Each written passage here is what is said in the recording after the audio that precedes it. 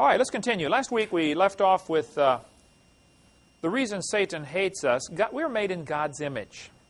Now, we can spend days and days on this topic. It's a moral image. It's also, we have a Trinity. We have a body, soul, and spirit. God is Father, Son, and Holy Spirit. And there's whole books, you can take whole courses on that, so I'm going to refrain from getting distracted too far. We'll never get done. But Hitler is quoted as saying, if you tell a lie long enough and loud enough and often enough, the people will believe it. He also said that people are more likely to believe a big lie than a small one. And it's surprisingly true.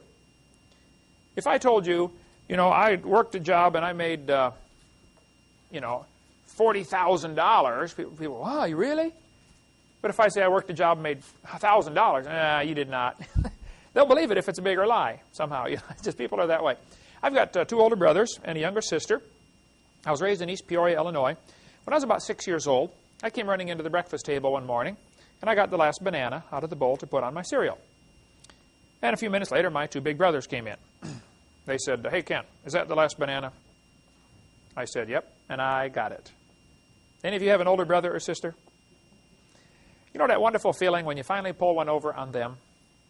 Boy, they pick on you all the time. That morning, I had them, and I knew it. They wanted my banana.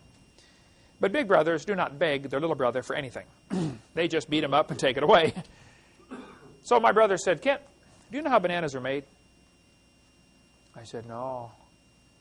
They said, "Well, down in South America, they have these spiders that live up in the trees, and all their legs fold up when they die, and mold begins to grow on the dead spider legs, and a banana is actually made from moldy spider legs." And I said, "You guys are lying to me. You just want this banana because you know it's the last one." They said, "No, brother, we're not lying. You cut that thing in half and look in the middle, you can still see the black spots where his legs were." I gave him my banana that morning, by the way. I wasn't about to eat that thing. And I did not eat bananas for nearly 3 years after that. If you want somebody to believe a lie, you have to mix it in with some truth. And that's what Satan has always done. When he quoted Scripture to Jesus, he always quoted partial Scriptures. If you read Matthew chapter 4, where Jesus is up on the mountain, being tempted of the devil, Satan's technique was always, and all the cults do the same thing. They quote part of a Scripture. They mix a little bit of truth in with their lie, and it's just a technique that it works. I mean, that's what they've been using for years for rat poison. Same idea. You mix two things together. Rat poison is 99.995% good food. There is very little poison in rat poison. If I gave you a glass of water with 2 drops of arsenic in it, would you drink it? Well, it's mostly good water, but it's the poison that's going to get you, right? Now, I'm afraid that television is about the same way. There might be a lot of good stuff on there, but there's little bits of poison in there once in a while it'll get to you. It'll absolutely destroy you if you're not careful. They always seem to have, people say, "Oh, it's a good show. It's only got a few bad words." Well, think about it now. It's a good show. It's only got a few bad scenes. This is the same idea to slowly get into your mind. They do this to sell Marlboro cigarettes. I share with my seminar, how they mix Marlboro cigarettes in with cowboys, as if there's some kind of connection. Now, you have to learn to watch for this, because this is a brainwashing technique. Somebody associates smoking with being a macho cowboy. They've seen them together all the time, and now they make the association psychologically. Well, man, if I start smoking Marlboro, I'll be a cowboy. That's simply not true, of course. They do the same thing with beer. They always associate beer with sports. I tell people, stop and think about that. What is the connection between beer and sports? Do you want your quarterback full of beer when he's out there calling the plays? Do you want those guys in Indianapolis 500? Do you want them going 200 miles an hour, tanked up on beer? Watch the world heavyweight champion boxing. They're out there slugging it out. What's right on the mat under their feet? Budweiser. I tell them it's not Budweiser, it's Bud Stupid. Or Bud Dumber. They call it Budweiser, but it doesn't make them any wiser, that's for sure. The Bible is real clear about the subject. Don't touch alcohol. Now, who hath woe? They that tarry long at the wine. Let me just kick this dog as we walk by. In the English language, we have some words that are kind of limited. For instance, we have one word, love, which has many different meanings. I love pizza. I love my wife. I love my dog. Those are different kinds of love. And we know automatically what you mean by the sentence it's used in. We know which kind of love you're talking about. in the Greek language, they were kind of limited in some other areas. They have many different words for love, but they only have one word for wine, where we would have several words. We would have grape juice, grape jelly, grape syrup, alcoholic wine. So there are many different words that we have in English that they did not have in the Greek. They had one word. If it comes from the grape, it's called wine. It does not mean it is fermented, which is why the Bible says in Proverbs 23, talking about they that tarry long at the wine. Then you see in Proverbs 23:31, look not thou upon the wine when it is red. Now think about it. That means there is a time when it isn't red. It's still called wine, but once it ferments, if you read this passage carefully, when it's red, when it giveth his color in the cup, when it moveth itself aright, when it begins to stir itself as it ferments. So some people say Jesus drank wine. No, he didn't. Not our kind of wine. He turned the water into wine, which was grape juice, and they drank it the same day. And Jesus could not have drank alcoholic wine because he would have gone against what the Scripture says. And he didn't violate any Scriptures. So the whole problem comes from the limited Greek language in that particular word, and English has more words to describe that. Anytime you translate, you have that problem. Tanya, you speak Russian, you try to, sometimes there just isn't a good word to put in for what do you mean by that? And sometimes it takes a whole sentence to describe what one word says. And this is the case with wine. The Bible's real clear in Habakkuk chapter 2, woe unto him that giveth his neighbor drink. There's a curse on those that supply alcohol to other people. There's a curse on those that drive the beer truck. There's a curse on those that give out the wine. There's a curse on them. I don't want a curse on my life. I couldn't take a job as a stewardess on an airplane for fear God would be upset with me because I'd have to serve the first-class passengers alcohol when they ask for it. I couldn't work in a store if I had to serve alcohol. I wouldn't want to be a waitress or a waiter if I had to do that. I know some people that have stood their grounds and said, this is my conviction. I'll come work at your store. I'll be a good waiter, etc., but I won't touch the alcohol. And look, if you're a good worker, the boss will give you something else to do. But Habakkuk's a good verse to consider. There is a curse on those that drink alcoholic beverages and those that even serve it to other people. Now, I tell people, one kid said, what's the matter, Brother Hovind, don't you like beer? I said, I don't know, I've never tasted it. I'm 47, never had a drop in my life. I've had NyQuil a few times. And then he said, well, how do you know you won't like it if you don't try it? And I always respond by saying, well, that's a brilliant way to live. Let me ask you a question. Have you ever laid your head under a semi-truck? Well, how do you know you won't like it if you don't try it? You don't have to try everything to know if it's good or bad, okay? There are other ways to learn. And any kid dumb enough to fall for that thing, well, you got to try it to know if you'll like it. Look, that's not, have you ever jumped off the building into the concrete head first? You ever poke your eye with an ice pick? I mean, no. You don't have to do things to know if it's good or bad. You can figure it out some other ways, One good way is to read what God's Word says. Another good way is to talk to somebody who's older. You get these 7th graders taking advice from fellow 7th graders. That's real brilliant. Man, ask somebody who's been around the block a few times. They can give you some wisdom. I like sitting talking to the old people, these 70, 80, 90-year-olds. It's unbelievable some of the stuff they come up with. Just, they've been around, They've learned a few things. What's happening, though, the idea of mixing good and bad together is exactly what's happening in our textbooks. Science textbooks, and I have a huge collection of them, there's a lot of good science in them, okay? But there's some poison mixed with it. If you analyzed rat food, you would find out it's mostly good food. And I'm not objecting to good food. It's the poison that's bad. And I'm not objecting to science, but it's the poison mixed in with the science. And this is how they get by with it. They will say, oh, the book's awfully good. Yeah, but what about the poison in there? Let me show you something. Here's a first grade textbook. They tell the kids in first grade, Earth has changed much since its formation 4.5 billion years ago. They start off with a first grader telling him the Earth is 4.5 billion years old. Now, this is the teacher's edition. So what I'm showing is what's in the margin for the teacher to teach the kids. Teach the kids the Earth is 4.5 billion years old. Now, if you tell that to a first grader, he's going to believe you. Don't you think it's reasonable that the first grader should be able to go to school, listen to the teacher, and believe what they say? I mean, they ought to be able to, shouldn't they? So the humanists know in order to get their religion believed by the majority, they have to start with the kids when they're really young. Start in first grade. They tell them again in second grade.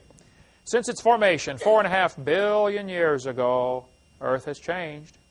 At the bottom they say life too has evolved on Earth. Now right here we've got to take some time, and one of the quiz questions next week will be the 6 different meanings of the word evolution. This is how the kids get confused every time. I have learned the hard way, after doing, 46 debates now and over 4,000 radio and TV call-in talk shows, if you want to win a debate on evolution, it's very simple. You first define the word. When somebody says, do you believe in evolution? You have to say, what do you mean? Because there are 6 different meanings to the word. Number 1, we have cosmic evolution, which is more commonly known as the Big Bang. Has anybody ever observed a Big Bang produce anything orderly? If best I remember, Big Bangs produce big messes. Ask the folks in Hiroshima that survived that Big Bang about 60 years ago, right? Ask the folks in Iraq that survived all the Big Bangs we sent over there, several years ago. Cosmic evolution would be the origin of time, space, and matter. Remember we mentioned how God is a Trinity from Genesis 1:1. In the beginning God created the heaven and the earth is a reference to time, space, and matter. Right there in Genesis 1:1. The Big Bang is an alternative, substitute way to explain how we got time, space, and matter. The Bible starts off and says, in the beginning, God. Now, if you can believe those first 4 words, the rest of the Bible's easy to believe. God created time, space, and matter. According to evolution, the Big Bang created time, space, and matter. They attribute the same characteristics that God has to Big Bang, able to produce time, space, and matter. The second definition of the word, after the Big Bang supposedly exploded, the Big Bang, according to the evolutionists, would produce hydrogen and possibly a little bit of helium. The sun is hydrogen and helium. The question then would come, how do we get the other elements? Where do we get lithium and carbon and oxygen and neon and all these 92 elements plus the synthetic ones we have? Where do we get these elements? You'd have to have really billions of years of chemical evolution. Now, the answer the evolutionists often give to this one is, well, stars are so hot, they're able to produce higher elements from just the heat. Okay, well, where did the energy come from then? You're going to have either matter or energy, one or the other. I mean, yes, stars do produce a lot of heat and sometimes produce other elements, some of the higher elements. But all of the reactions we see in nature, we see uranium decay to lead. Potassium decays to argon. They're all downward. We don't see any upward ones without enormous energy input. So the question is, how did we get the higher elements? They don't talk about this hardly at all, but it is a real serious obstacle. You'd have to go through a stage of chemical evolution. Then after that, you'd have to have stellar, which means stars, stellar and planetary evolution. How did the stars form? I mean, you walk outside, you take a look, there's a lot of stars up there. Estimates are every person on Earth could have 2 trillion of them per person. So where did they come from? One atheist was trying to answer this question one time, and he said, well, don't you know, Dr. Hovind, if 20 stars explode near each other, they'll produce enough energy to create a star. I said, well, think about it. You got to lose 20 to gain 1? You sound like a Democrat trying to borrow your way out of debt. If you're losing 20 to gain 1, that looks like a losing proposition to me, doesn't it? First place, nobody's ever seen that happen. It's just theoretical that it could happen if 20 exploded. That's just all theoretical. Nobody's ever observed it. Now, since science deals with what we can observe, we can test, we can demonstrate, this part of evolution is not science. It's part of their religion. It would have to happen, though. It'd have to happen a whole bunch of times. I mean, trillions of times, because there's a lot of stars up there. Number 4, you'd have to have organic evolution. That is basically the origin of life. How did life get started from non-living material? We will cover a whole lot more on that experiments they've tried to do to create life in the laboratory. Back when we get to what's on my video number 4, it'll probably be several years before we get there at the rate we're going in this course. But we cover the origin of life. It's absolutely hasn't happened. Nowhere close. One student, I was in a debate one time at University of West Florida, and this smart aleck student stood up and he said, "Now, Dr. Hovind, what would you say if a bunch of intelligent scientists someday create life in the laboratory?" I said, well, first place, they're absolutely nowhere close to it. They can't even get the amino acids to stick together very good. And that's just a small building block. I said, secondly, I would have to say, if a bunch of intelligent scientists produce life in the laboratory, that would prove it takes intelligence to create life, which is what I've been saying all along. It would actually prove creation, wouldn't it? It certainly wouldn't prove evolution. It wouldn't prove it could happen by itself, by chance, over billions of years. And it hasn't been done. They're absolutely nowhere close. Step number 5, you would have to have macroevolution. This is the origin of major kinds. There are quite a few different kinds of animals.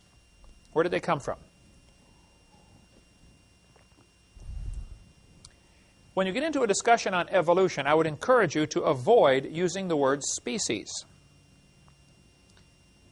The Bible says the animals will bring forth after their kind. Now just stick with what the Bible says and you'll be fine. Because if you get into a discussion on species, somebody's going to prove to you that a dog and a wolf are different species. And well, by our classification system, they are. There's Canis lupus and Canis domesticus, and they're different species. I point out, well, they're interfertile.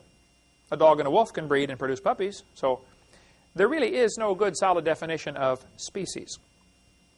I would say there probably also is not a good solid definition of the word kind, but if you put a dog, a wolf, a coyote, and a banana on the table, and bring in a 3-year-old and say, which one is not like the others?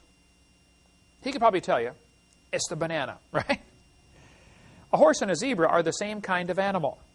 It's obviously not like a tomato, right? I'm not sure exactly where the border is between the different kinds. There probably is a little room, and that'd be a good area of study. That's an area worthy of study. But it's pretty obvious when there are different kinds of animals. Most of the cases are clear-cut obvious. Some are a little questionable. Okay, we can study the fringe if you'd like, but let's not waste time focusing on the fringe. Let's look at the bigger picture. The 6th and final definition of evolution is microevolution. That is variations within the kind. Now, this one is scientific. This happens all the time. That's what farmers do for a living, isn't it? They try to produce a particular breed that's good for their particular area. You know, if they happen to live in cold climates, they try to get a cow that can survive the cold climate. Down in Texas, where it's hot, they produce the Brahma bull, you know, it can stand the heat. Then you get the Angus that has real good beef. And so when you're in a right kind of temperature area, you combine the two and get a Brangus, which has both heat resistance and good beef. Farmers spend a fortune trying to develop a variety that's good for their area. Even varieties of cotton for certain kinds of soil. But see, variation within the kind, I actually object to the word microevolution because that's what confuses the kids. But they're using it anyway, so we're kind of stuck with their term, okay? See, when they define the terms, it makes the argument a little tougher. The first 5 are religious. They have never been observed. I did a debate in El Paso, Texas a couple weeks ago, and first thing I did, I gave the 6 different meanings of the word evolution. I said, now folks, number 6 is scientific. I wouldn't argue about that. Bacteria become resistant to drugs after a while. I won't argue about that. It's still a bacteria. Roaches become resistant to pesticides. It's still a roach. And there's a limit to the variation. They probably never will become resistant to a sledgehammer. Okay? There's a limit in there someplace, right? So what's going to happen? Scientists or evolution teachers are going to give thousands of examples of microevolution, which is indeed true. And then they somehow, by association, make the kids believe that all 6 of those go together. And it ought to be illegal to do that. Okay, it's called bait and switch. You get them to, offer them one definition of evolution, variation within the kind. Most of the textbooks will say something like, evolution is change in a species over time. And that sounds real innocent, and that's true. Don't you probably look different than your grandpa? Yeah. Does that prove you came from a rock? No. You see what I mean? Certainly doesn't prove the Big Bang or any other thing else up there. That's all fairy tale stuff. And if you will learn those 6 different meanings of the word evolution And whenever you get into a debate or an argument on the subject, just simply stop and say, what do you mean by evolution? And if they say, well, things change. Oh, yeah, I agree. I believe that. Oh, you believe in evolution? Well, I believe things change. I believe the change is limited to whatever information is already in the gene code. That doesn't prove a turtle and a banana are related, that's for sure. It might be that all the 500 varieties of turtles came from maybe only 10 turtles in the Garden of Eden. I don't know how many kinds God made. And today there's probably a lot of new varieties, but still, there's still a turtle. So be very careful.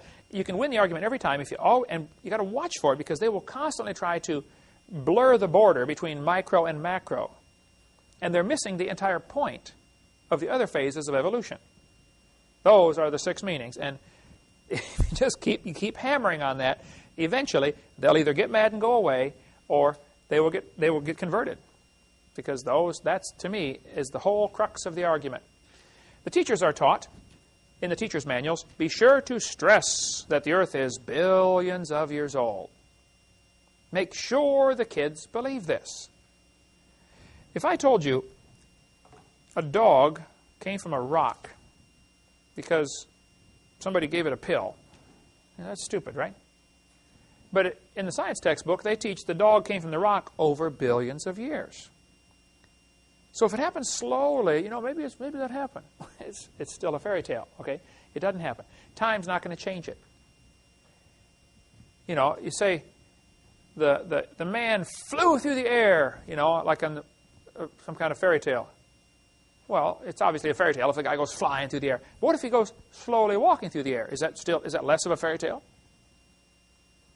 The whole thing that happens with evolution is they try to hide behind billions of years ago, as if that'll make a difference. And it doesn't make any difference. Okay, the first law of thermodynamics. The word thermo, where we get our word thermometer, means heat. We will ask you to define thermodynamics. Dynamics is where we get our word for dynamite, which means power. So thermodynamics is heat power. One of the universal laws, the first universal law here, thermodynamics, tells us matter cannot be created or destroyed. If you change something from one state to another, you burn the tree, you change it into ash and energy. In the process, something is lost that can never be regained. When you burn the gasoline in your car engine, if it's really tuned up well, is probably about 30% efficient. Most of the exploding gasoline, the energy in there is wasted as heat. That's why you have to have a radiator to keep the engine cooled down. If you could get an engine 100% efficient, it'd get 500 miles to the gallon. But so much is wasted as heat. Your body right now, we're in a room that's about 70 degrees and your body's 98 degrees. All that extra heat is heating the room, which eventually will go out and heat the yard, which eventually heats up the world and dissipates. And it's lost, cannot be regained. So the first law of thermodynamics says matter cannot be created or destroyed, which raises the obvious question, what started it all? Had to start someplace. Let's take about a 2-minute break. Stand up, turn around, stretch. So the word thermodynamics simply means heat power. There are 3 different laws of thermodynamics. We'll get into the first and second one. The third one, I don't remember what it was. Nobody ever uses it anyway. But it's one of those things you learn in physics class and then you forget. But if matter cannot be created or destroyed, and sometimes this is phrased a little different, but this is the same concept. Basically, it says it can only be changed from one form to another. You can change matter to energy. I can burn a piece of wood and turn it into heat. It's very difficult to change the energy back to matter, though it can be done. But there's such a loss. Every time there's a loss of irretrievable energy that eventually everything will experience what is called a heat death. The universe will all cool down. It'll be uniformly cold everywhere. Now, since matter cannot be created or destroyed, this leaves us 2 choices to explain how the world got here. We are here. So there are only 2 choices of how we got here. Number 1, somebody made this world. And this is where you get into, okay, who made it? Well, there's all sorts of options there. Is it Allah or Jehovah or God or Buddha or whatever, That's where you get into all the different religions of which one is right. But the fact is, it basically breaks down into two categories. Somebody made it, or it made itself. Now, if you want to say it made itself, well, then you're in the category of there is no God, the atheistic category. If you're a theist, a person who believes there is a God, then you would have to then start to figure out, okay, which God? And what's he like, and why did he do it? You know, those kind of questions. There are some people who would create a third category. They would say, oh, we're not really here at all. We just think we're here. I think you can forget about those folks, okay? We are here. So either somebody made it like the Bible says, God created the heaven and the earth, or it made itself like the humanists say. The Humanist Manifesto, 1933, first plank was, humanists regard the universe as self-existing and not created. Now, the Humanist Manifesto was rewritten and revised in 1973. That's the Humanist Manifesto 2. That might be a good question. Humanist Manifesto, 1933. One of the signers of the Humanist Manifesto was a guy named John Dewey. John Dewey went to, I believe, Vermont and became the leader of the Teachers College.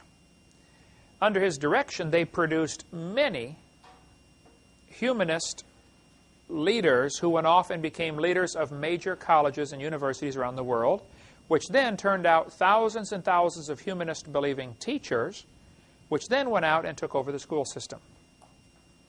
Education was infiltrated. To a large part of the blame can go on John Dewey, who was one of the signers of Humanist Manifesto, 1933.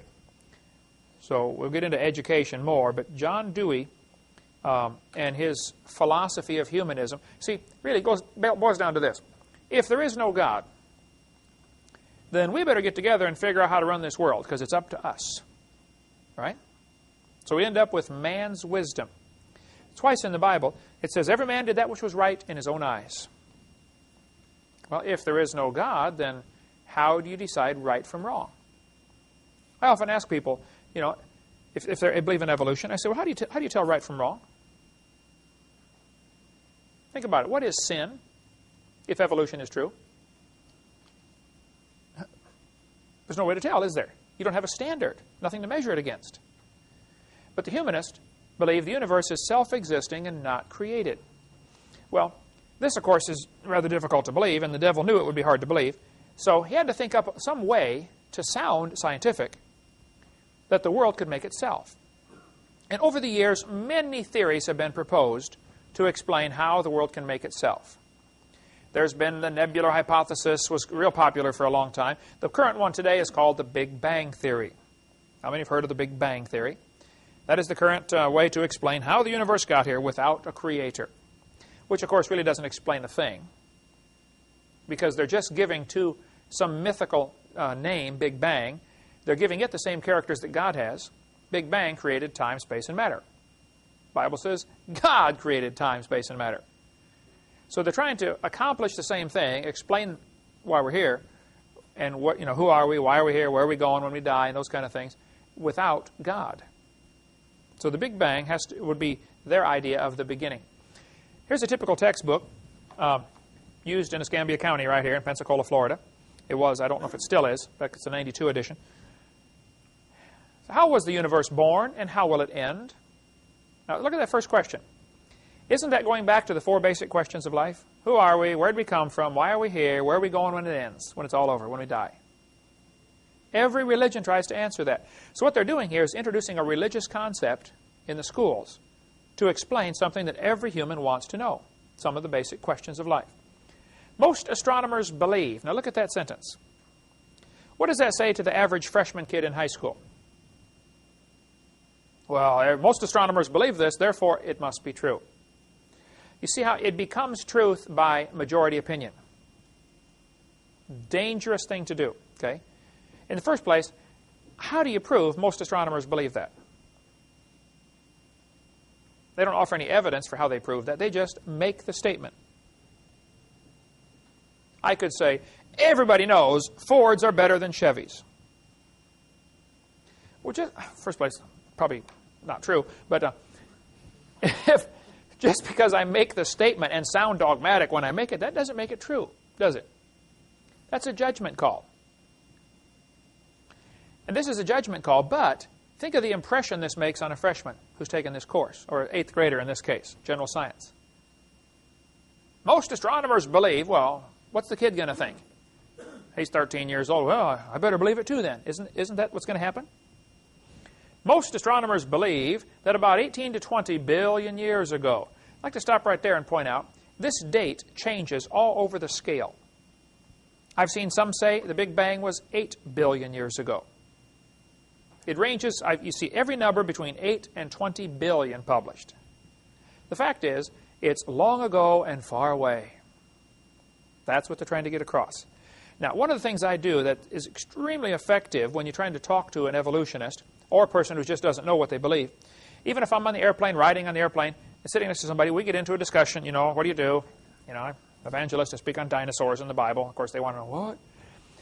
I get my napkin out or whatever, one of the barf bags on the airplane or something, and I draw these 2 lines. I have learned that if you just simply say 18 to 20 billion years ago, the kid reads that, the brain cannot absorb big numbers. Congress knows that. It takes advantage of it all the time. So by showing it on a graph, all of a sudden it's like, oh, wow. Something clicks between what you're seeing now and what you're hearing and what you're thinking. It all seems to fit together. So by graphing it out, on my napkin I'll make 2 lines, and I'll label one, 6,000 years ago, creation, 4,400 years ago, flood, 2,000 years ago, Jesus' life. Here we are today. By the way, I put the word today instead of a date because my chart would go out of date every year if I did that, right? Then I draw their graph. 20 billion years ago, Big Bang. And I often ask them the question, what exploded? And where did it come from? And the obvious question is, what was before that? But if you graph it out, all of a sudden they can see it's dumb. But somehow the visual, or being able to see what they believe on a timeline, helps them to realize how dumb it is. Otherwise, they would just simply believe it because it's a mental gymnastic. And then 4.6 billion years ago, the Earth cooled down, which is what the textbooks teach. And 3 billion years ago, life evolved. Some say 3.8. It doesn't matter. The concept is still the same. Okay. And then this life had to, then you have to have macroevolution to get to various life forms. All 6 meanings of the word evolution can be found on the chart. Cosmic evolution, that'd be the Big Bang. Sometime in here you'd have to have chemical evolution, the chemicals would have to evolve. Then you'd have to have stellar evolution, the stars and planets have to evolve. They would teach the Earth was one of the last ones for planetary evolution right here. Then you have to get origin of life, organic evolution. Organic means living. And then you have to have macroevolution, changes between kinds. And finally, way at the end, you get a little bit of microevolution, variations within the kind. And from here on is all we've observed. All the rest of this is imagination. But by putting it on a graph, all of a sudden they start to see, wow, that is silly, isn't it? So the textbook tells the kids, 18 to 20 billion years ago, all the matter in the universe. By the way, the word universe is a question we should ask about. Universe comes from 2 Latin words. Uni means single, a unicycle. Verse means a spoken sentence. You have verse and prose. So a universe, the word itself means a single spoken sentence. We live in a single spoken sentence. God said, let there be. See, God spoke everything into existence. Now, everything I've ever built took effort on my part. Right? God spoke and created. I can't comprehend that for sure. That's called infinite power. You know, when God speaks, the waves lay down, the wind stops, the dead come to life. The rocks cry out. Everything in the universe obeys His voice, except us. We're the only ones He's having a little trouble with right now, but He will fix that someday too, when every knee shall bow and every tongue shall confess. But for now, He's having a little trouble with us. But He just spoke. Now, that's a powerful thought, that we live in a universe. And I use it on the evolutionists all the time. You know, we live in a universe. Single spoken sentence. This textbook says all the matter in the universe was concentrated into one very dense, very hot region. Now, stop right there. Where did the gravity come from to make it pull together? Very dense. Where did the heat come from? I mean, that's energy. They don't offer any explanation for that. They just say, boys and girls, here's how it happened. Now, they get mad at us for saying, in the beginning, God. Where did God come from? Okay, stop right there. Where did your matter come from? Where did your energy come from? Where did your gravity come from? They don't have any answers either, do they? It's just as much a religion as what we have. The point is, both are religious. The problem is, this religion is tax-supported. That's why I offer in my ministry $250,000 for anybody with any real, hard, scientific evidence for evolution. I get lots of letters because of that offer on my website. Even the billboard we put up in St. Louis, right next to the St. Louis Museum, where they have the temple to Darwin, basically is what it is. People would say, oh, no, of course we can't prove evolution. Can you prove creation? Ha, ha, ha. But that's exactly what I want them to say. I respond by saying, no, I cannot prove creation, and you cannot prove evolution. So my question is, since neither of us can prove what we believe, why do I have to pay for your religion to be taught in the schools? Shuts them up every time. Because that's a religion, folks. You believe 20 billion years ago, all the matter in the universe was in a very tiny dot, smaller than a period on a page? What would it take to put all the matter in the universe into a dot the size of a period? That'd take a lot of pressure, wouldn't it? This is fairy tale stuff. But somehow, remember, if you tell a big lie, people are more likely to believe it. When this Big Bang theory first got started, they said all the matter in the universe was in a sphere, I think they said 70,000 light years across. About 10 or 15 years later, they said, no, it was only 10,000 light years across. It keeps getting smaller and smaller. Now it's down to a dot. Guess what's coming after the dot? Nothing at all. What they're telling the kids here is, we have an explanation for where we came from, where are we going when we die, who are we, purpose of life. It's all right here, folks. They're offering the same thing. But now, it's godless.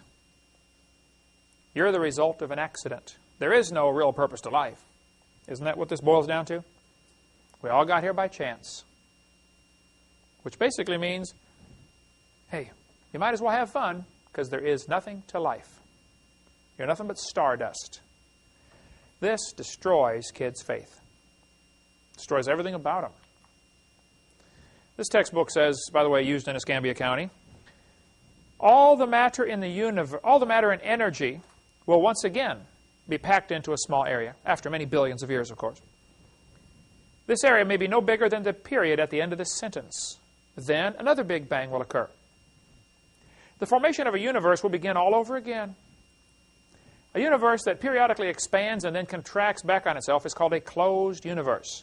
In a closed universe, a Big Bang may occur once every 80 to 100 billion years.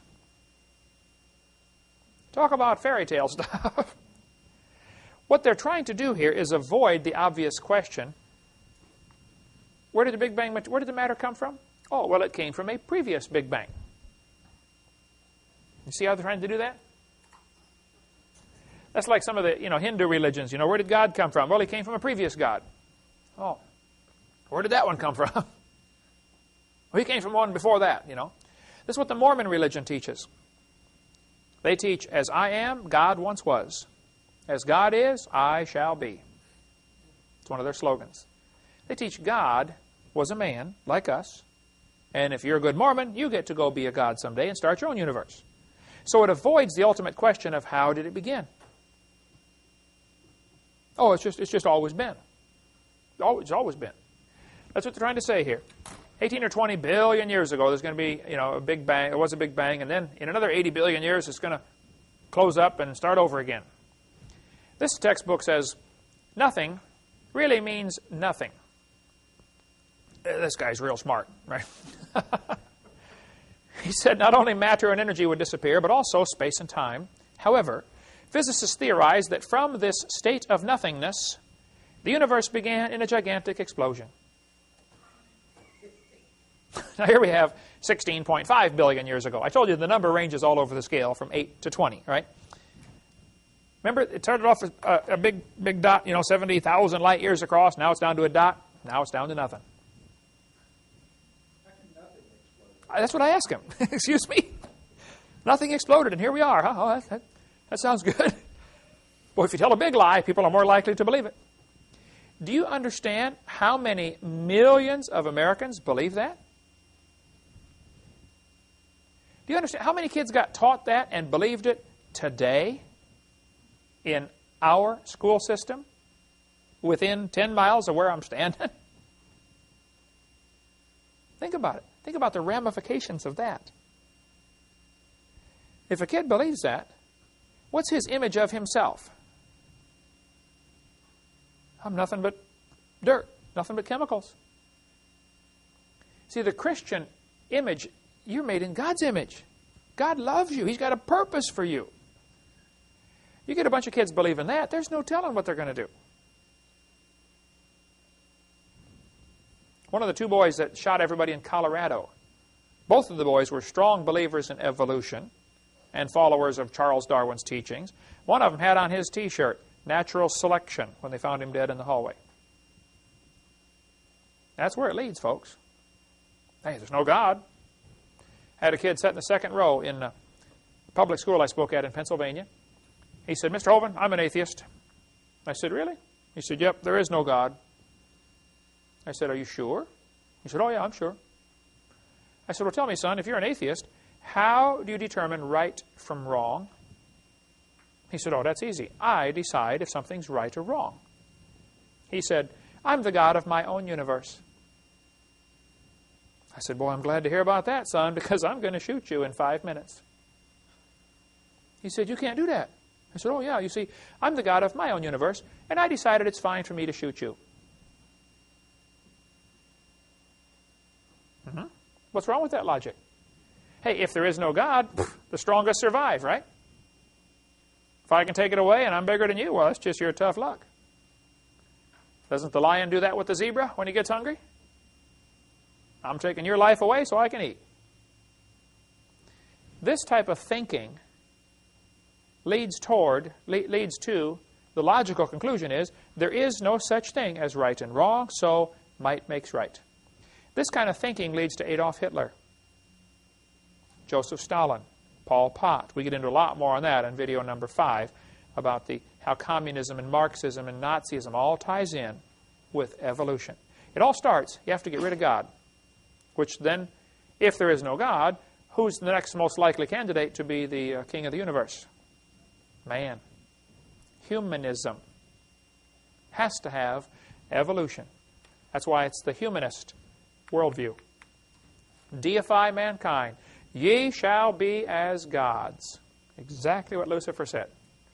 And that's what's going on. That's how it ties together. This is Scientific American, which is a major science journal. I want you to look what this author said. The observable universe could have evolved, remember, 6 meanings to that word, okay, from an infinitesimal region, which means a dot. It's then tempting to go one step further and speculate that the entire universe evolved from literally nothing. They put this in a science book and call it science. I'd call it a fairy tale and put it in the garbage. That doesn't explain anything. Science is what we know, what we can observe, what we can test. You can't know or observe or test that. That's wild speculation. He's guessing, folks. He doesn't know a thing. According to the Big Bang Theory, there's several different aspects to this. One of the Big Bang Theory says that a bunch of nothings all over exploded and produced all the galaxies. So it happened all simultaneous. Oh, that explains it real good, you know. Another one says it was all in one dot and exploded and flew out in all directions. Another one, called the nebula hypothesis, says this cloud of dust all got together. Of course, obviously the question is, where did all this dust come from, right? But all this dirt in the universe got together in a little bitty tiny dot, and it kept getting drawn in tighter and tighter, and of course it began to spin. Now, the idea that the universe was spinning which is what the textbooks teach. It's spun faster. This is important because if you go out and look at the planets or the sun or the earth or the stars, everything seems to be spinning. So where did this spinning motion come from? Doesn't it take energy to make something turn around? They either have to have each planet and star and sun and moon start spinning on its own somehow, which is quite a stretch, you know. Why is everything spinning? Or they have to say the initial object was spinning, and that's why all the fragments are spinning. If there was a Big Bang, you know, this initial object was spinning and exploded. They're faced with a pretty unpleasant choice. Neither one is logical, scientific, certainly not scientifically provable. They say this nebula began to it spun faster and faster, and finally it exploded with a Big Bang. Of course, obvious questions are, where did the energy come from? Where did the matter come from? You know, who made this Big Bang anyway? And they don't try to offer any answer to that. Here's my two timelines. And again, I found this is absolutely the most effective way to get the point across. The evolutionists believe 20 billion years ago there was a Big Bang. The Christian believes 6,000 years ago God created. We believe in the beginning God. They believe in the beginning dirt. They're in the same boat we are, trying to answer, how did it start? Now you have to watch. I do debates frequently, and it's in where was I last week? Knoxville, Tennessee. No, Coleman, Alabama the week before that. The article that came out in the paper, somebody faxed it to me. Oh, they blasted me up one side and down. They always wait till I'm gone, you know, and then blast me when I get out there to defend myself.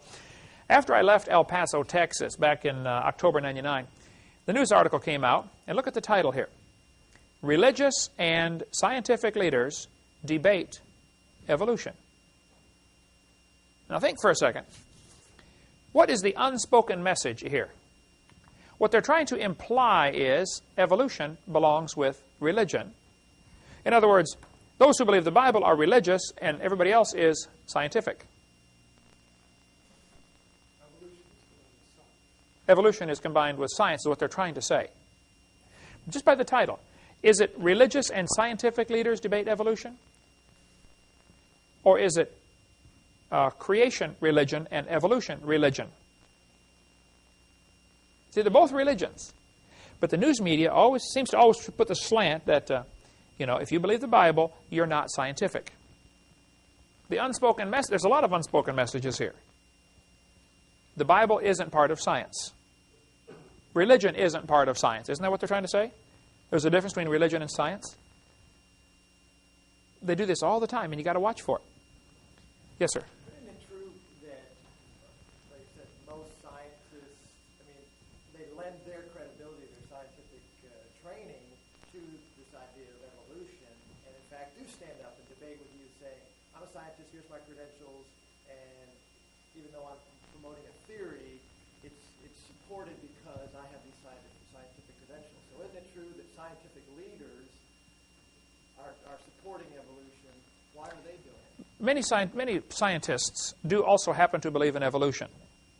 I could say some scientists drive Fords, some scientists drive Chevys. It doesn't mean the Ford has anything to do with science or the Chevy has something to do with science. The fact that he believes in evolution and also is a scientist does not mean there's a connection. And you've got to be careful with that, okay? Everybody has a religious belief. Everybody has some kind of religious belief, okay? Even atheists. So the fact that a scientist happens to believe in evolution doesn't mean what he believes in is scientific. He's just mixing his religion with his science. Also, you have to watch who gets to decide who is a scientist. The word science means knowledge. So a person who is in the pursuit or study of knowledge is a scientist. Also, if you look at what happened in the Soviet Union, 10 years ago, if a teacher stood up in class and said, kids, I don't believe in communism. Capitalism is a much better system. What would happen to that teacher? Gulag, right? Siberia, huh? You like snow, huh? Yeah, we can fix that, right? If they survived. Then the teachers get up in school and say, all teachers believe in evolution. Or all teachers believe in communism, or whatever. They try to use this. See, anybody who wants to use majority opinion as an argument, as some kind of evidence, red flags ought to go up all over the place. Hold on just a minute. Majority opinion doesn't mean a thing. You go to headhunting society, the majority believes it's okay to cut somebody's head off and eat them. Well, it doesn't mean it's right. And so what they do, they try to silence the opposition. Rather than using logic, they use intimidation. And if a scientist does not go along with what everybody else believes, he's likely to lose his job. A couple days ago, Dan and I sat in the living room of Robert Gentry in Knoxville, Tennessee, who worked at Oak Ridge Laboratories. He's a scientist. He was one of the world's experts on the disposal of nuclear waste. But he wrote all sorts of articles. They were published in all sorts of major journals until they found out he's a creationist. Right away, shut him off. Nobody will publish anything he writes anymore. Because if they do, then they're giving credibility to a creationist. And they want to be able to stand up and say, you creationists never publish in scientific journals. Well, yeah, we try, but you won't take our stuff. So that's like somebody standing up in the Soviet Union saying, well, hey, you know, capitalists, there aren't any capitalist teachers. Obviously, it can't be good. I mean, it doesn't take a freshman law student to figure that out. That's not good logic. But the technique that the media uses all the time is to try to divide religion from science. We'll get into more when we get into Seminar Part 4 of how Charles Lyell did that in his book, Principles of Geology, clear back in 1830. He's one of the guys, there are many people in the early 1800s who tried to drive a wedge between the Bible and science. The truth of the matter is, all of the branches of science were started by creationists. From 1600, 1700s, all the major branches of science. I defy people to name me one advancement we have in scientific information because of the evolution theory. Is that why we have light bulbs, computers, plastics, space shuttles? What good has the evolution theory done? Come up with some during the course. Or if you watch our video, send me some. I would like to know, what good has the theory done? See, if a person believes there's a creator, then he's going to look for design and order in nature. Why did the creator do it that way? Oh, I bet there's a reason for that. Let me think what it is. One guy named Murray was reading his Bible one day, and it says in Psalm chapter 8, whatsoever passeth through the paths of the sea. He said, I wonder if there are paths in the sea. You know, when they sailed from Europe over to America, they took the shortest route. Murray spent a lifetime studying currents in the ocean and discovered because of ocean currents, they could save an awful lot of time. Instead of taking the short route across the middle, follow the current. It's longer, but you get there faster. It's like having a tailwind the whole time. He got that from the Bible.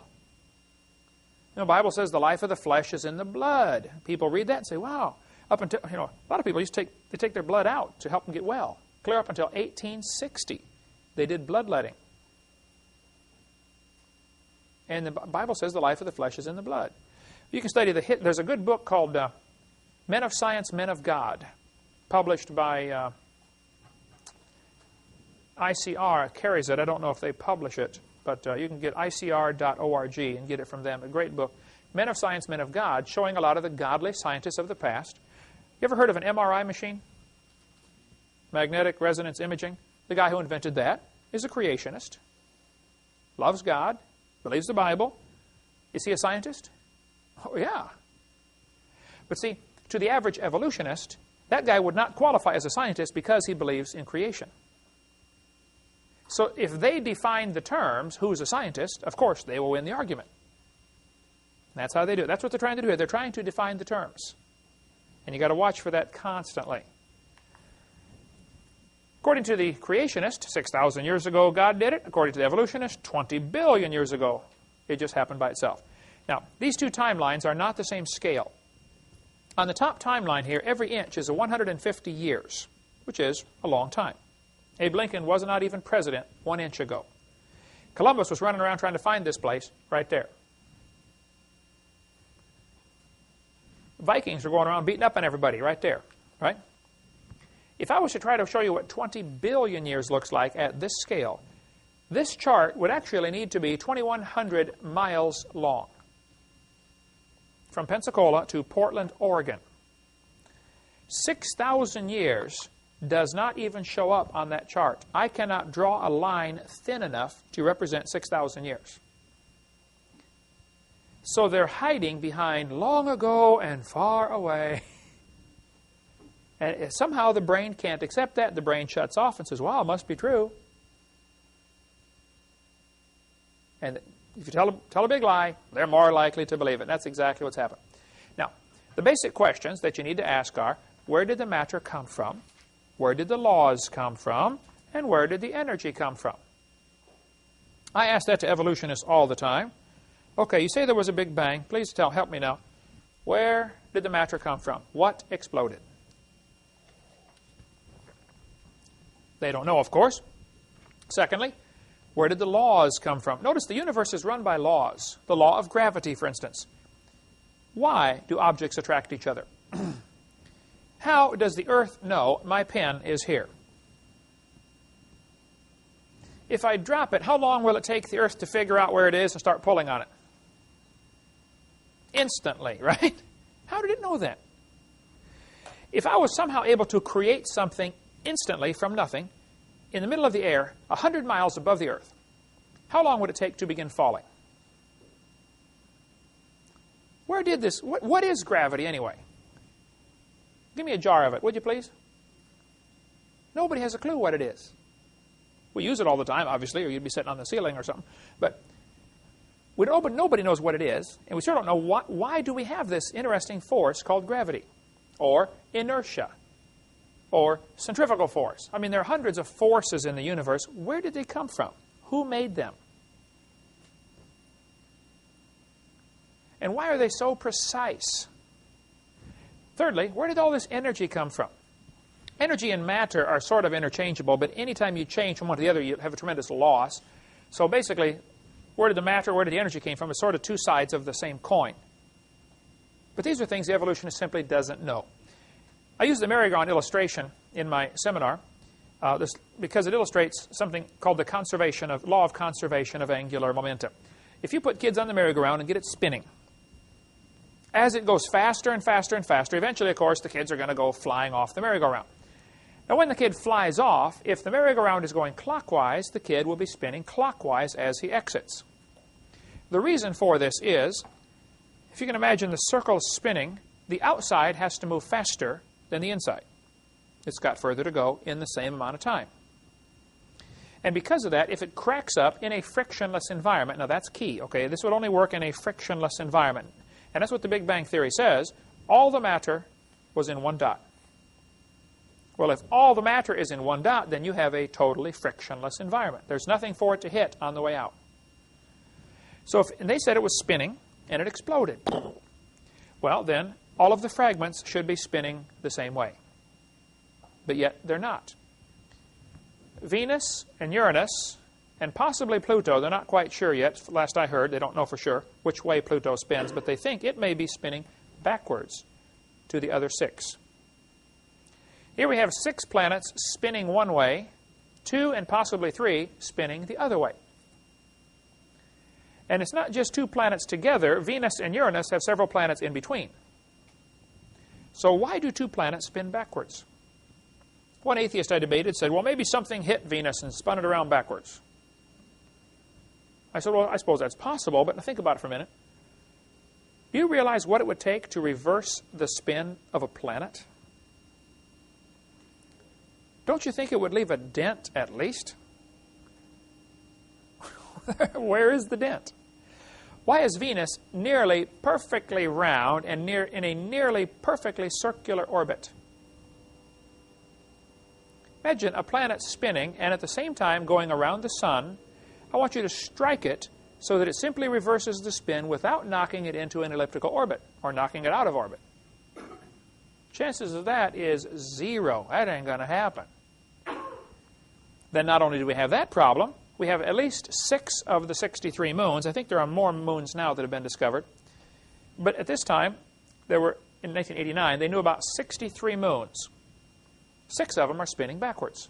Some of them actually travel backwards around their planet. I believe, I'd have to look it up, but 2 planets, Saturn and Neptune, there it is right there, have moons orbiting both directions. Here you got a planet. Some of the moons are going this way. Other moons are going this way.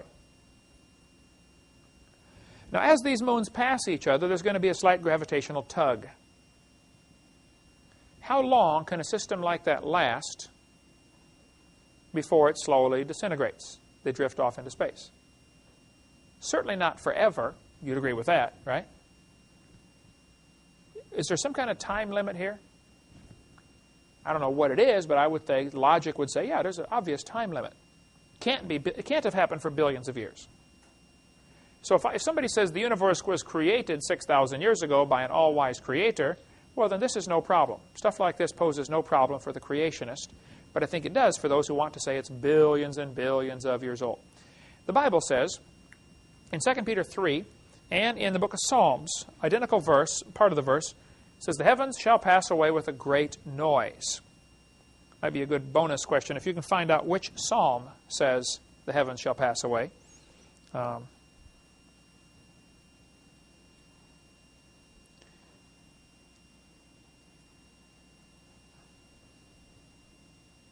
So the New Testament writer here is quoting an Old Testament verse about the heavens shall pass away with a great noise, and the elements shall melt with a fervent heat, and the earth shall be burned up. Jehovah's Witnesses teach the earth is going to last forever. Is that what the Bible teaches? No. Jesus said, heaven and earth shall pass away, but my word shall not pass away. So these guys teaching the earth is going to last forever simply don't read their Bible. They're wrong. All right? So this is the Big Bang in the Bible, the great noise. If somebody says, do you believe in the Big Bang? I say, oh, yes, I do, and you better get saved and get ready for it. The Big Bang is coming soon to a city near you. It's coming, folks. Get ready. Now, the Big Bang theory has some serious problems. First of all, it does not explain where the matter came from. It does not explain where the energy came from. It does not explain where the laws came from. It does not explain why we have what's called retrograde motion. Another problem with the Big Bang that they've really tried to avoid is the fact that if there were a Big Bang, the matter should be fairly evenly distributed throughout space. But it's not. It is clumpy. There's a whole bunch of stuff together called a galaxy, and then zillions of miles and nothing. How much space is there between here and Mars, for instance? What, about 45 million miles at the closest? Between here and the sun, 93 million miles, roughly. There's a whole lot of nothing, folks. Just plain nothing. Big Bang theory should have everything evenly distributed. And it just simply isn't that way. There's a great article in Creation magazine, December 99, about the physics behind the Big Bang, how it just can't be true. By the way, if you want to really get a fascinating magazine, it only comes once every 3 months, and it's $22 a year, so you get 4 copies. Well worth it, though. Creation magazine, I'll give you a number you can call if you want to get that. Awesome articles, just very well done. It's 800-350-3232. That'd be a magazine well worth subscribing to. 800-350-3232. That's they're published in Australia, actually. Creation Ex Nihilo is the name of it. And the back issues are like $5 each, and they've been doing this since, 10 years. If you really want to get a tremendous library, you could spend $100 probably and get all of the back issues. And or maybe $200 or something. It's just really, really good stuff in there. Enough to read for a long time. But that article goes into the science behind the Big Bang theory. It's just a big dud. The second law of thermodynamics, and we must hurry here, says everything is tending toward disorder. Now, there are several different ways this is phrased, okay? Some people say, in any exchange, there's a net loss. Yeah, several ways this is phrased. All right. Who can define thermodynamics? Tanya, heat power. Very good. Heat power. What is another more common term for cosmic evolution? Big Bang. Cameraman, Eric. All right. Sorry about that. Let's see. The origin of life would be which one? Organic evolution. Crazen. There we go. All right. Let's see. The origin of time, space, matter would be cosmic evolution, Big Bang. Here we go. Okay.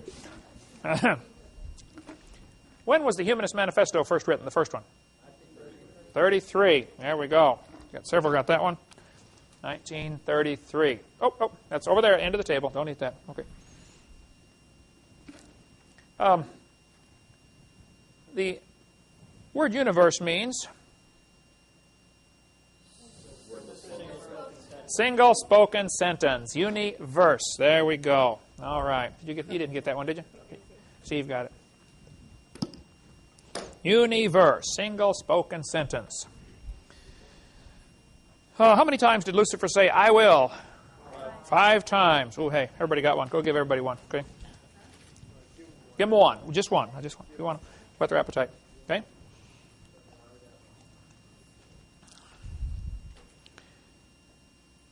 What is the Bible word that means the enlightened one? Lucifer. Very good. Right there. He got it right there at the end of that table. Okay. Okay, so the second law of thermodynamics tells us, basically, it boils down to what it means is, if you leave something alone for a while, it's either going to rot or rust or die or fall apart or break down. Absolutely nothing improves with time. Everything is disintegrating. Just take a look in the mirror and you will see, okay? Wrinkles, things just fall apart, right? Now, the Bible teaches that in Hebrews chapter 1. The heavens are the works of thy hands. They shall perish. They wax old as doth a garment. I believe this is also repeating one of the Psalms, if you want to find that one. There's an Old Testament reference that the New Testament author is simply reiterating what he said. Everything is basically wearing out. It'll wax old as doth a garment. Garments gradually wear out. The fibers slowly eat against each other and fragments fly off and make dust, and pretty soon it's real thin, and then pretty soon it falls apart. The universe is falling apart. This happens. You can see it. You can observe everything getting worse with time. Take a look at your hairdo when you wake up in the morning. You'll see what I'm talking about. Maybe you fellas can help me. I've been trying to figure something out for a long time. Been married 27 years now. My daughter's 20. Why does it take the girls an hour of hard work in the morning in order to look natural? If you're trying to look natural, get up and go to work. That's natural, right? No, that nobody wants to look natural. You don't want to smell natural either, do you? That's why we have whole sections of the store to sell stuff to overcome the second law of thermodynamics.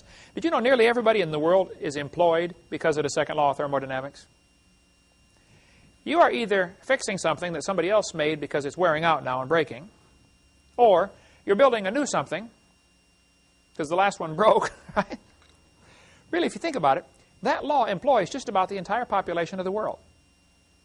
We have to work to maintain. If you don't exercise, go work out, second law of thermodynamics will take over, won't it? One guy said, I'm a bodybuilder. I'm building a big one. Look at this.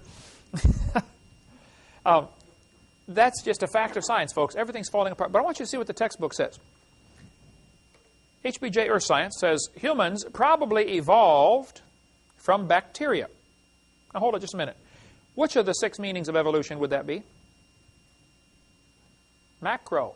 Changing from one kind to another. Has anybody ever observed that? No. Bacteria are still having babies, and they're bacteria, right? Humans have humans.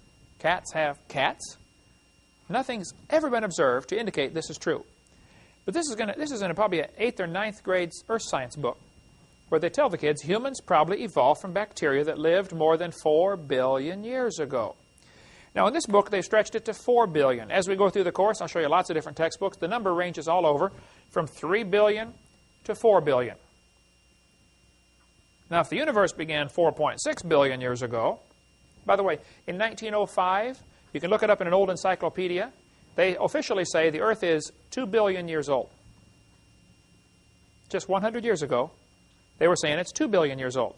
Now they're saying it's 4.6 billion years old. Guess what it'll be in another 50 years? Something bigger number, right?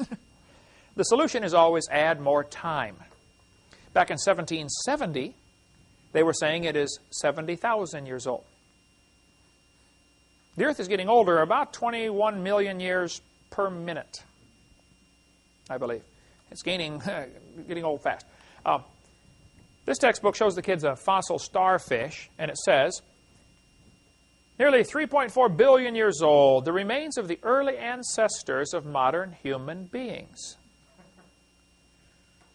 Was your great-great-great-great-great-great-grandpa a starfish?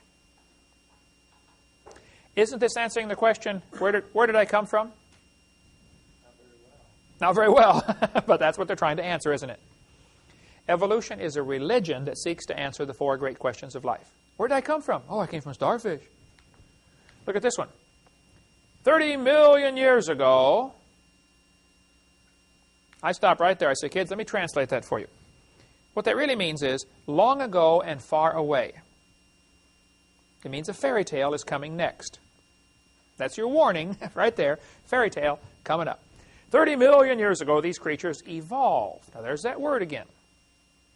It says they are ancestral to both humans and modern apes. Now, hold on a minute. Apes are still having babies, aren't they? Why don't they produce another human? Oh, no, this time, let's watch it. See how it happens long ago and far away, but it can't happen in the present?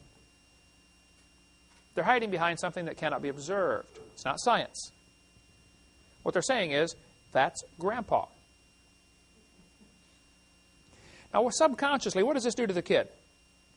Well, I'm just an animal. So, if I have animal instincts, it's normal, it's natural. Can you see how this ties in? Barbara Reynolds figured it out. She's a liberal journalist. Your kids go ape in school? Here's why. Right there, she said, he's being taught evolution. Johnny, you're an animal. Really? This book used right here. Washington High School uses it. Tate High School uses it. Pensacola High School uses it. That book right now, they're using it now. You are an animal. Share a common heritage with earthworms. Oh, you mean I'm just an animal? Okay. And you wonder. Some of them make you wonder, don't they, you know? Here we sit back and wonder, why do the kids act like animals? Well, look what you're teaching them. And then the idiot news, when some kid shoots another kid in school, which is happening all the time these days, last week, they jump on the gun control issue, don't they? They're trying to focus the attention away from the real problem, which is what we're teaching them. You ought to get some of the school books, or some of the articles about the 10 most common problems in school in 1870. Chewing gum. Late to class. What would the teacher's list now as the 10 most common problems? Guns in school. I mean, come on. This is all part of the plan, folks.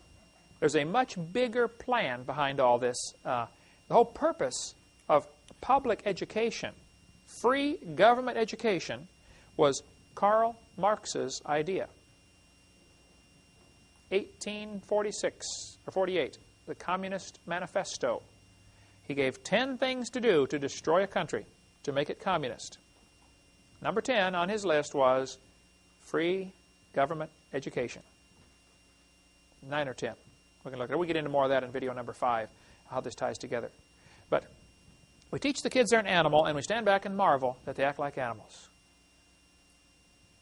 If a kid thinks, you know, I'm made in God's image and I'm going to stand before God someday, that may not stop him from doing every crime, but it'll sure help, don't you think? It can't hurt. Now, there have been a lot of horrible things done in the name of Christianity and in the name of various religions. I'm aware of all that. Okay. But if you tell all the kids there is no creator, you will never be judged for anything that you do. All he's got to do is figure out a way to get by. He's got to be more clever. That's all. Folks, this philosophy is so dangerous. Next week, we're going to talk about teachers can teach creation science in a public school.